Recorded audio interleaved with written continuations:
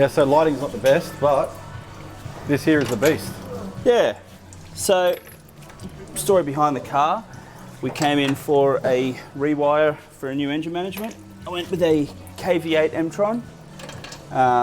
And one of the problems we found is after not starting or running the car for about 12 months of sitting still, I went to fire it up and some of the valves look like they've actually got jams stuck open, probably due to my own negligence. On the last tank of fuel that I ran, I didn't run a fuel additive, so I believe the cast iron valve guides, because it's still got a factory valve guide in it, have frozen up on the valves. Held the valves open, and as I've cranked it, the pistons have come around and touched them. So I believe I've got a couple of bent valves. And again, it's not due to operation, it's just due to my negligence of maintenance. It's sat dead still for 12 months, so outside too. So it's, yeah, I'll just pull the head off and chuck a new set of valves in, oversized, and blend those into the ports, make a little bit more power now. And like I was explaining to Nico, it's probably a blessing in disguise because I was going to lean on this a lot harder this time around. So in doing so, if I dropped a valve, I would have lost a turbo, I would have lost a whole engine. So now I won't drop a valve, it won't have that. So a little bit of head work, sort it out, yeah, get it back on the road. Yeah, get it back running again and straight to the dyno. Have you still got that dual throttle body set up on here? Yeah, so first throttle body's here, it's to the intake manifold, and then the other throttle body is down there on the front. Oh yeah, that's it. So that's a staging boost controller essentially. It's an electronic blow-off valve.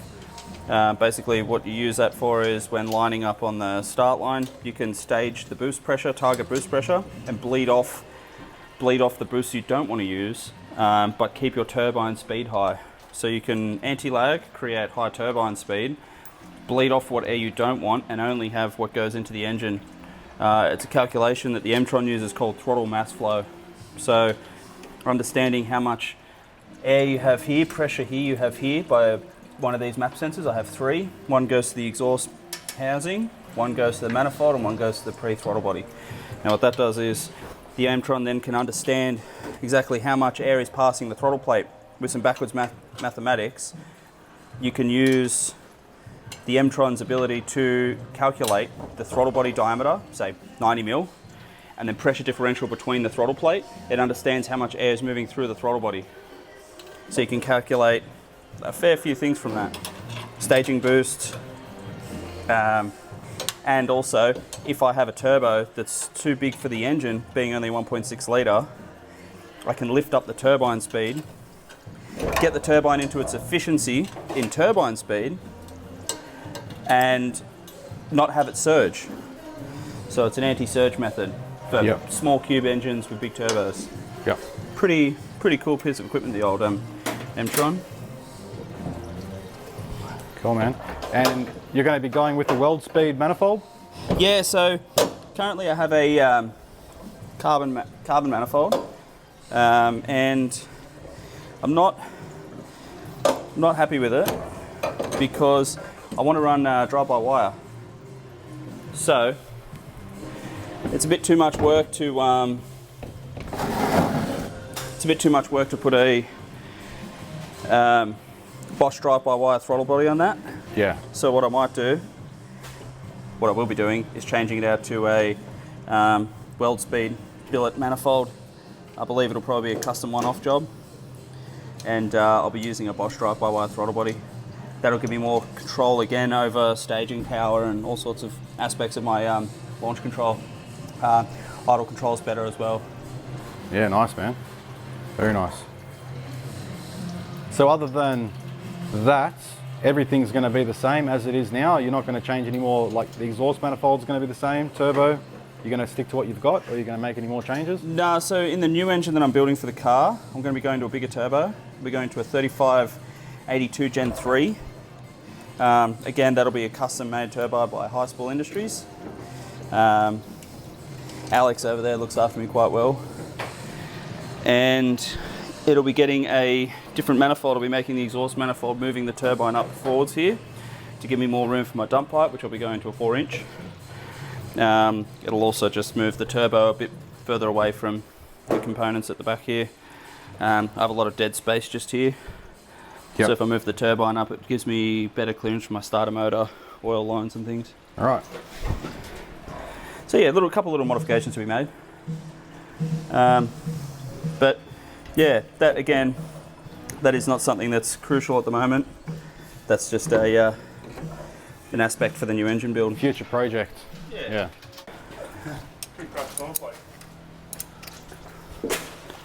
So what's the wheel setup, Trev? You got some pie cutters on there?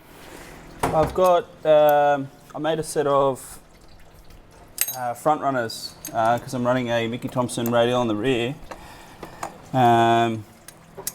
So I thinned out a set of, the rears are SSRs and the fronts are a raised mesh. So I flipped the dish, got an inner dish made which went to the outside, and made a 4-inch wide tyre, or 4-inch wide wheel for the Mickey Thompson front tyres, which is a little bit better for guiding the car, because with a drag car they sort of steer from the rear more, and basically the front tyres guide them, guide the car. Sort of like a low resistance style of method of trying to gain more time out of the car. Yeah, cool. And you said now that you're taking the head off, you're going to be testing the injectors as well. You're going to pull them out and send them away for testing? Yeah, so I use a company in Victoria called QuickBits. Sticks down there does a really good job of injector flow testing. He's made his own custom injector flow bench.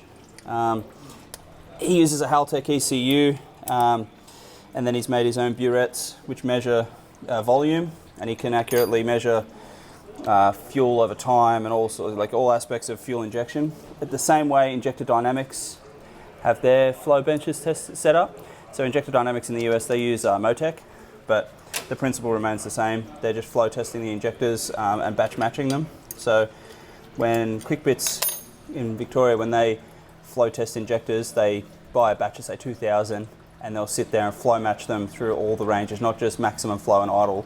They'll test them through different ranges of simulated boost pressures, and basically give you an injector that is actually flow matched. So very, very good accuracy in their flow testing. So I'll send my billet atomizers off. They haven't been flow tested since they've been in the car, and with an issue like what I've got, because I never ran the additive through the last tank of fuel that I ran through the car, it's probably a good idea to get them tested. Cool. So yeah, I can put in the individual injector characterization into the ECU for the tune-up, and we get an accurate method of fueling. I think you might have told us already. Are they ID injectors now? Are they? Or? No, these are an injector from the US called billet atomizers. Right. Okay. So they're actually what are they? 1,600 pound per hour. So I think that ends up being, I can't remember the calculation. I think it's a 1860 cc. 1860 cc injector. I used to have Siemens Deca 2400s, but found them a little bit too big for my application. I wasn't running enough power to utilise them, and I didn't like the spray pattern on them as much as what the billet atomizers were getting. So I decided to go with the billets and see how they went. I hadn't used them before, so now I've got my hands on some. I like them. They seem to be quite tunable. A lot of people say they can't really tune them. I've had some good success with them so far. Very cool. Yeah. And this is the car. You're going for, what did you say? Below 8.5 seconds on the quarter mile? Yeah, so I believe the record is 860, but I could be wrong. That might be the time I have to get. Chris Spicer knows the time that I'm trying to beat. So yeah. In the future, we'll probably do a much more in-depth look at the car. Right now, we're just trying to rip the head off and under a bit of a time crunch. So, but yeah, you've got a pretty nice setup. You've got a proper motorsport spec harness. Yeah. I always look at these. Get a light for you. I'm always foaming over these things. Yeah. So Deutsche AS connector, Autosport. They're a redesign of the mil spec connectors, which were designed by Suruya. I can't really pronounce it. for the military back in the day, and NASA and things like that. So Deutsch basically got a chance to redefine it and created their own connector, which was lighter, stronger, can do more cycles on and off. So yeah, they're a beautiful connector. Blisteringly expensive, again, like anything in the motorsports game. Yeah. But you know, you get what you pay for in these situations. But yeah, it's all top quality stuff, and you've done all this yourself too, haven't you? Yeah, so these here are like just a TI 5-bar style map sensor. These I've potted rather than use the connector on them. The connectors can be prone to vibration failure. Yeah. Especially fixed onto the chassis like so. So I've decided to pour a resin in behind the pins, and then and connector off that I run a Deutsch connector. So just a 3-pin standard Deutsch connector. Yeah. Remotely, these don't suffer from vibration, and they're hermetically sealed. So they're sealed to the exterior environments, conditions, sand, dirt, water. They're completely sealed. Sand flat racers get a problem where, salt flat racers get a problem where the salt actually gets into the wiring harnesses and damages the harnesses pretty badly. So this is the style of harness you would run on, like say a salt flat car. Yeah. It doesn't really affect the harnesses. They sort of stay good. They're really, I mean, the quality of the materials you use is so that, you know, there could be an engine bay fire and most of the harness will actually survive. So, yeah, she's a tough one.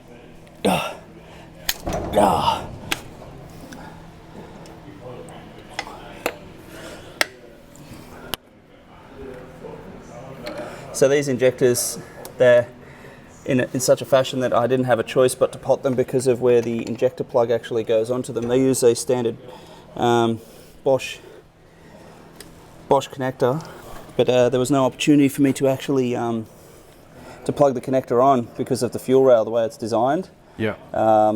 Just a design flaw in this particular style manifold, and by potting the actual injector and running a tail loom off them, I could put a Deutsch connector underneath the harness, underneath the manifold rather here. Yeah. Make it nice and easy. Cool. So you've got an addiction to titanium as well?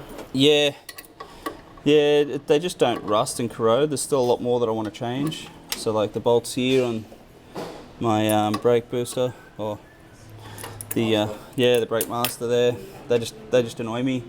On the camber tops here, like you either go stainless, which still sort of rust, or you go titanium and they just don't rust. So I think I want to just go titanium. So you had an accident with this car a few years back and you went full tube on the front? It moved the strut tower well over until it hit the turbo. It bent the chassis rail over about a foot. So we pulled it straight. I took it to a data liner guy down in Mittagong. He straightened out the chassis beautifully, I might add. Then I took it to Chris Spicer, who worked his magic and tube fronted up the car. Saved the car. I have a lot of sentimental value with this car. I mean, I've had it since I was a kid. So yeah, he'd done a nice job. It's all removable rad support, chromoly. We sort of tried to base it off a Puerto Rican drag car.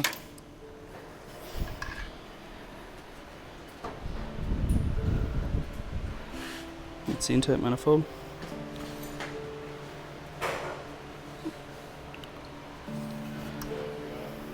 Needs a clean.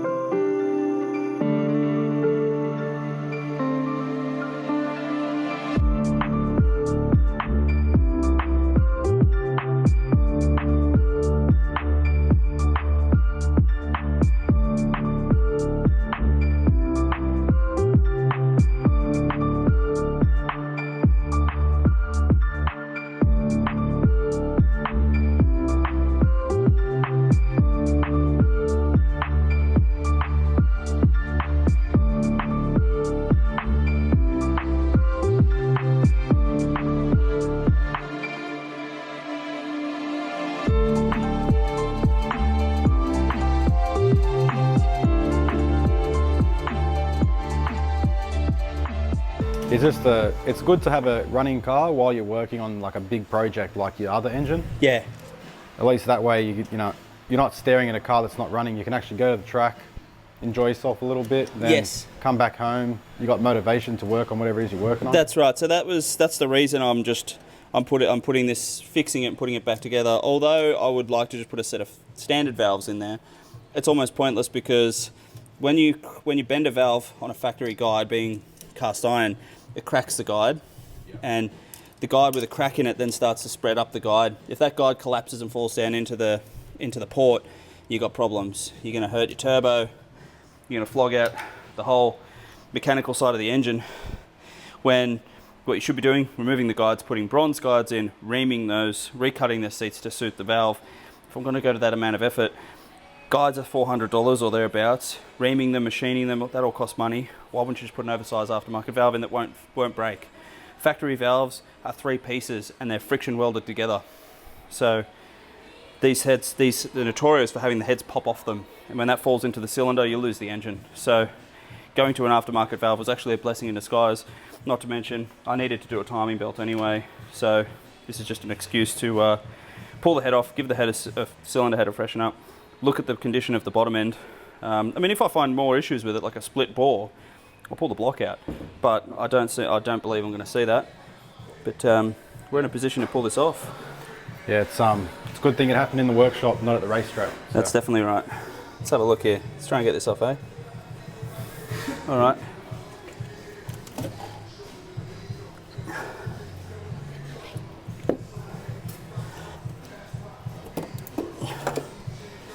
Need anything from Bursons? Nah, thank you, bro. You need anything from Bursons, Gasket? Let's have a look. Alright, we'll go. See you, bro.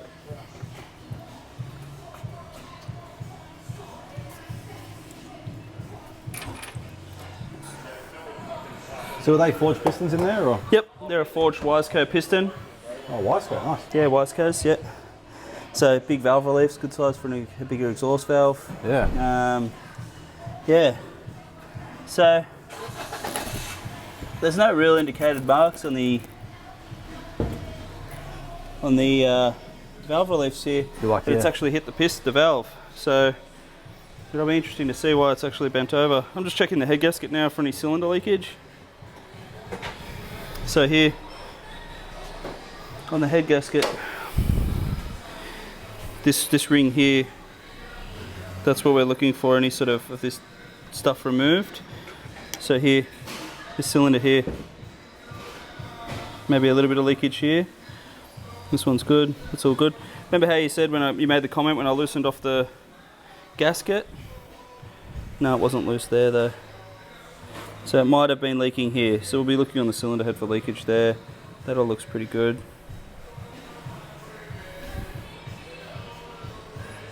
Yeah, this was pretty good. No leakage between the cylinders. Around the back here looks pretty good. So if there was, it's only minor? Yeah, it doesn't actually look bad at all. It looks pretty fucking good. Hey. You know what I've come up with? What do you got? I am the engine god.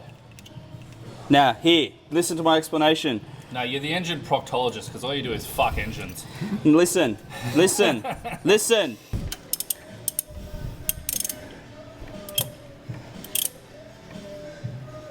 Pretty typical with E85 is rust stains in the bore.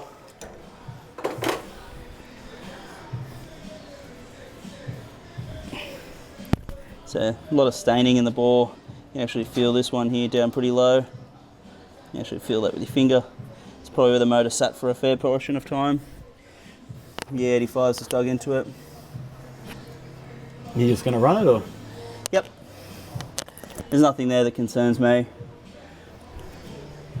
Not for my own engine, personally. Yeah, no, if it was a customer engine, you wouldn't It's a different story. I would advise the customer on the fact that there is a bit of water damage in the block. And then it'll be... And it'll be up to them to make the call whether they want to replace the block, go for a bigger size. This motor's already on a 1/2 mil oversize. Yeah, so you can definitely see it there. You can see it, but it's very difficult to feel. Right. Yeah. It's very difficult to feel, but it's more of a look than anything. Yep. Not to mention most of the combustion is happening in the top half of the cylinder, so that's about halfway through. So it's not really gonna affect me too much. Good way to tell is leak down test at the end, and obviously a compression test. All it does is contribute to a little bit of blow by realistically. I mean, this engine, you're putting so much boost pressure through the thing. It's not like you're trying to squeeze every bit of compression out of the engine. If I need more, I just add it with closing the wastegate. Yep. So, yeah, that's it. So what I'm doing now is putting the buckets back in position. I roll up a slice of paper to simulate a camshaft, slide that through, and that holds the buckets in place, so I can spin the head upside down, holds all the buckets in. The head, you just wind them up into a roll and then put another one inside it. Okay, so here we have the paper installed, and then that makes it easy for me now to flip the head over. We don't lose any of our buckets, they all stay intact and in place. The paper mod. And that's your problem. Well, to be honest, that actually hasn't bent. By the look of it. You get your light. That's actually not bent. It's just really corroded. Yeah, she's just a little bit jammed up. So,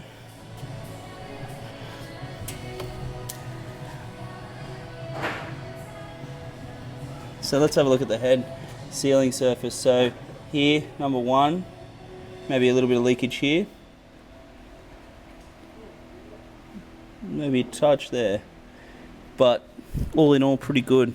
Nothing around the rear cylinder. Pretty good. Maybe a touch here. Not bad. Not bad for 30 pounds of boost. Yeah. And that's a standard, like, Toyota gasket, wasn't it? Yeah. TRD head gasket. Nothing special. Just if you look on the cylinder head here, you can see that there's carbon on the flat surface here. That's a good sign. It means a piston hasn't been hitting it. Normally that means if your piston's been hitting it, it means you've got a head bearing issue. It looks, all in all, it looks pretty good in here. Obviously this is a bit wet from all the coolant after I've lifted it off. But I tell you what, I think I've dodged a bullet here. I think, so I mean this valve here is slightly open. So that was leaking my compression out. It's just a touch open. Cylinder 3 looks pretty good considering it was holding compression, and I think cylinder 4 might have been holding compression, but I didn't even get there. I didn't even bother. As soon as I had no compression in one cylinder, I was like, it's coming off. Coming off. So it's interesting to see that this is where it is because, yeah, she's a bit stuck.